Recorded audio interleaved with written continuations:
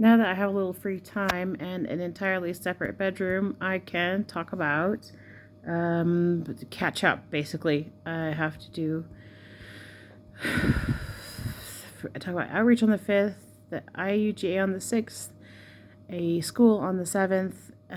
Got probably not much on the 8th. What did I do on the 9th? I'll figure out what I did on the 9th, and today is the 10th. So let's start the catch up. So on the 5th, we flew into Cape Town, and we landed at like 12:30. Got to the hotel 1 or 1:30, and checked in. But I had to I had agreed to do a teacher training online session at like 4:15 or something, and so I was like, okay, cool, I have time to get ready. Apparently I misread or misunderstood. We were supposed to be at the Zoom call at the beginning. I was not the first speaker, I was like the third or fourth speaker, and so I was supposed to be at the Zoom call at 3, and they're emailing me like, are you going to come, or what's happening? And I'm like, oh, I just literally, I'm not ready. I've been flying, but I managed to get kind of half ready, camera ready, pretty quick, in order to log on and be part of the session, and also give my lesson at 4:15 about the solar system lesson, which I've talked about a lot on these videos, and yeah, I've done a lot, and I got to share some of the things that I've learned, specifically like with the South African audience, and tips and tricks, and I shared all of my resources to make sure that teachers would be able to access them.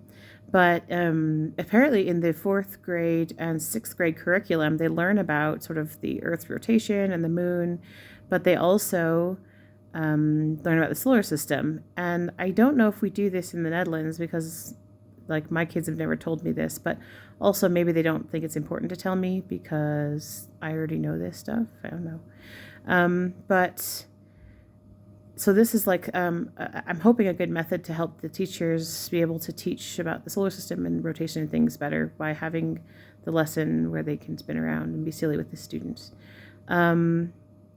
The rest of the 5th was sort of getting ready for the day of the 6th, where everything gets started. And the 6th was the day where I was mostly at talks for the Office for Astronomy for outreach. And I did have a poster that I finished like the day before, because I'm a bad procrastinating person. But I got to put it up, and I got to talk in front of it at the poster session, where I explained sort of what we do and where you can get my resources, and the point of doing it, where the students are planets, is mostly like developmental, right? Because little kids, they have a harder time projecting themselves into, like, say, oh, that's the Earth and that's the Moon. They go around each other. It makes more sense and it sinks in a little bit better if they can be the Earth and the Moon and be like, oh, I'm the Earth and the Moon goes around me, something like that. And so that was the original idea behind the lesson, and it's sort of grown now into including things like how day and night works. If you choose a spot on the wall and say, if you see this spot, that's daytime, and if you don't see it, it's nighttime. How the moon cycles work, how seasons work, and then just general things about planets and space missions and things that we do in the solar system.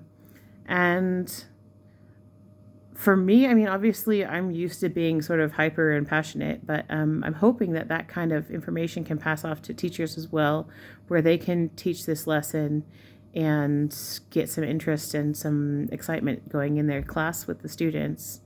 And then hopefully, they learn something as well. But that was most of the highlights for the 5th and the 6th. I did make a flash presentation, a 60-second video, to explain my poster and why I shared it. And I think I will link it, or I have linked it. So have a look at that as well. And then I can talk in another video about the 7th at a primary school. Bye.